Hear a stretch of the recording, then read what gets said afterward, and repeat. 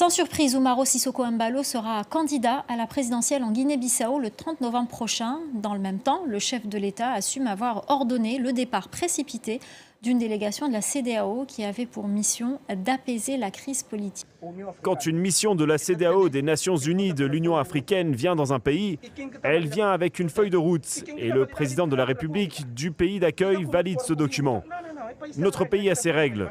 Ce ne sera pas une république bananière. Certains veulent banaliser nos institutions, mais tant que je serai là, personne ne le fera. Un président en guerre contre son propre parlement, une organisation régionale contrainte de fuir, un rapprochement soudain avec Vladimir Poutine.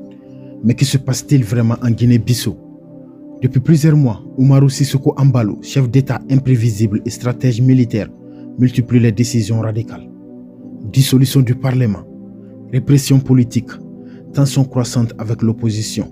Et voilà que, contre toute attente, il s'attaque frontalement à la CEDEAO, cette organisation qui autrefois l'avait pourtant soutenu. Pourquoi cet homme, qui a bâti son pouvoir grâce au réseau diplomatique ouest-africain, décide-t-il aujourd'hui de les défier? Pourquoi la mission de la CEDEAO, censée négocier une transition pacifique, a-t-elle été contrainte de quitter le pays précipitamment? Était-ce une fuite face à une menace latente ou la preuve d'un plan déjà bien orchestré par Embalo? Son parcours intrigue, son passé militaire, son ascension fulgurante, son image de dirigeant imprévisible, tout semble indiquer qu'il joue une partie bien plus grande qu'un simple conflit électoral. Car derrière la scène politique nationale, une bataille d'influence régionale se dessine. Et au centre de cette tempête, une question demeure. Embalo cherche-t-il à s'accrocher au pouvoir à tout prix?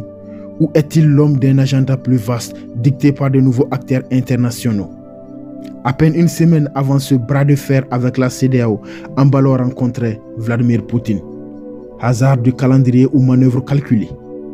Dans un contexte où la Russie s'impose de plus en plus comme le partenaire de choix pour certains régimes ouest-africains, faut-il voir dans cette rencontre un avertissement direct à l'Occident et aux institutions ouest-africaines?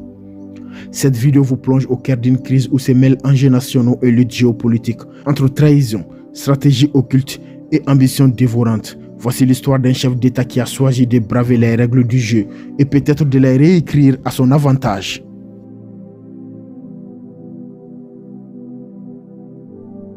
Umaro Sissoko Embalo n'est pas un dirigeant ordinaire. Avant de devenir l'une des figures les plus controversées de la politique ouest-africaine, il a bâti un parcours singulier à la croisée des sphères militaires, diplomatiques et financières. Un itinéraire qui ne doit rien au hasard et qui révèle un homme habitué au cercle d'influence, aux jeux d'ombre et aux négociations secrètes. Tout commence par un socle académique solide. Embalo obtient une licence en relations internationales à l'Institut supérieur des sciences sociales et politiques de l'Université technique de Lisbonne. Loin de s'arrêter là, il affine son expertise en sciences politiques à l'Institut d'études internationales de Madrid avant d'achever son doctorat en relations internationales à l'Université Complutense de Madrid. Mais c'est après ses études que son parcours prend une tournure bien plus intrigante. Israël, Tel Aviv, deux mots qui résonnent comme une initiation aux cercles stratégiques les plus fermés. Il intègre le Centre d'études stratégiques internationales, un lieu où se côtoient experts en défense, négociateurs de l'ombre et architectes des conflits modernes. Que vient-il réellement y apprendre? Quelle vision du pouvoir et de la guerre s'est forgée en lui durant ces années? Puis un événement marque une nouvelle étape de son ascension. Blaise Compaoré, alors président du Burkina Faso, lui délivre un passeport diplomatique. Une décision loin d'être anodine, car à cette époque, Compaoré est au cœur des grandes manœuvres ouest-africaines, acteur clé des conflits régionaux et intermédiaires entre de nombreux réseaux du pouvoir. Pourquoi accorder un tel privilège à Embalo Sissoko? Quel rôle a-t-il joué dans l'ombre loin des projecteurs officiels? Sa carrière militaire, elle, s'arrête officiellement en 2005. Mais un militaire cesse-t-il jamais d'être un stratège? Général de réserve, Embalo s'oriente vers des domaines où l'influence prime sur la force brute. La défense, les relations internationales et les financements stratégiques. Une orientation qui le mène directement au cœur du pouvoir économique libyen. Il devient représentant en Afrique de l'Ouest de la Libyenne African Investment Company, l'AICO, un fonds d'investissement sous le contrôle direct du régime de Kadhafi. Un poste qui lui ouvre des portes insoupçonnées et le place dans l'orbite des grandes manœuvres économiques africaines orchestrées depuis Tripoli. Mais la finance et la diplomatie secrète ne lui suffisent pas. Embalo entre officiellement dans l'arène politique en 2005, d'abord comme ministre chargé de la coopération auprès du Premier ministre, puis après la mort de Malam Bakay Sanha comme ministre d'État à la présidence de la République. Un poste clé qui le positionne au sommet du pouvoir exécutif, mais qui attire aussi sur lui le regard des forces en place, notamment du Parti africain pour l'indépendance de la Guinée et du Cap-Vert, PAIGC, pilier historique du pays. C'est en 2016 qu'il franchit un nouveau cap. Il est nommé Premier ministre sous la présidence de José Mario Vaz, mais cette ascension fulgurante se heurte rapidement à un mur. Le PAIGC refuse de reconnaître sa nomination et la CEDEAO habitue à arbitrer les tensions politiques en Afrique de l'Ouest s'en mêle. Embalo, fidèle à sa réputation d'homme qui ne recule pas face à l'adversité, tente de s'imposer. Mais cette fois, la pression est trop forte. Il finit par céder et démissionne le 22 janvier 2018.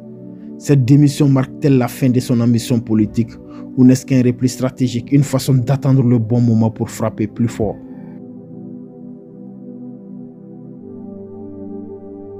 En 2019, Umaro Sissoko Embalo entre dans l'arène présidentielle avec un positionnement stratégique. Il porte les couleurs du MADEM G15, un parti dissident du PAIGC, dont il est le vice-président. Lors du premier tour, il réalise une percée significative, arrivant deuxième, derrière Domingo Samuel Pereira, le candidat du PAIGC, parti historiquement dominant en Guinée-Bissau. Ce résultat est un signal fort. Malgré l'ancrage du PAIGC, le pays aspire au changement. Pour renverser la tendance au second tour, Embalo tisse une toile d'alliance décisive. Il obtient le soutien du président sortant, José Mario Vaz, mais aussi d'anciens poids lourds de la scène politique dont l'ex-premier ministre Carlos Gomes Jr. Cette coalition de circonstances lui permet de l'emporter et d'être déclaré vainqueur de l'élection. Je n'admettrai que personne, même pas mon propre père, soit impliqué dans le trafic de drogue. Ils n'ont qu'à rester en Colombie ou au Venezuela, avec tout le respect que je dois à ces pays. Mais la victoire d'Umaro Sissoko Embalo ne se transforme pas immédiatement en triomphe.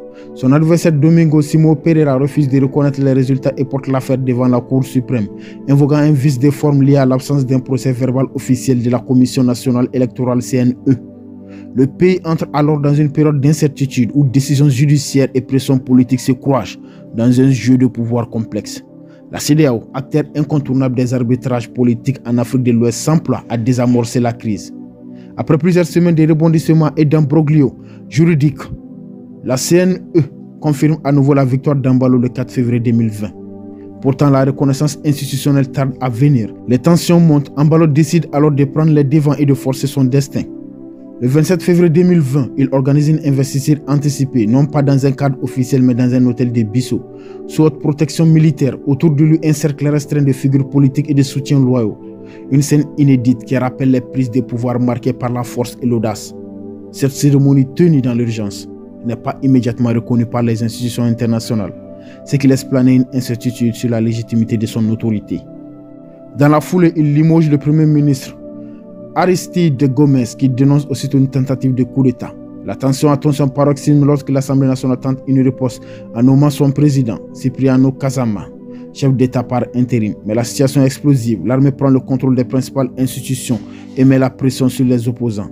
Face aux menaces, Kazama renonce à son poste et disparaît du paysage politique. Embalo impose progressivement son autorité et le 23 avril 2020, la CEDEAO finit par reconnaître officiellement son élection, mettant un terme aux contestations. Sur le terrain politique, son style de gouvernance se révèle le plus frontal. Régulièrement, il menace de dissoudre l'Assemblée nationale, voyant en elle un contre-pouvoir gênant à son autorité. En mai 2022, il passe à l'acte. Il dissout le Parlement et convoque des élections anticipées pour décembre. Cependant, des problèmes logistiques et financiers repoussent finalement le scrutin à juin 2023. Les résultats de ces élections sont un coup dur pour Embalo. La coalition Paitera Ranka, menée par l'opposition, remporte la majorité, fragilisant sa position. Mais plutôt que d'accepter cette cohabitation politique, il opte pour une stratégie plus radicale. En décembre 2023, face à de nouvelles tensions militaires, il dissout à nouveau le Parlement et procède à un remaniement gouvernemental. Un acte qui accentue les divisions dans le pays et renforce son emprise sur le pouvoir.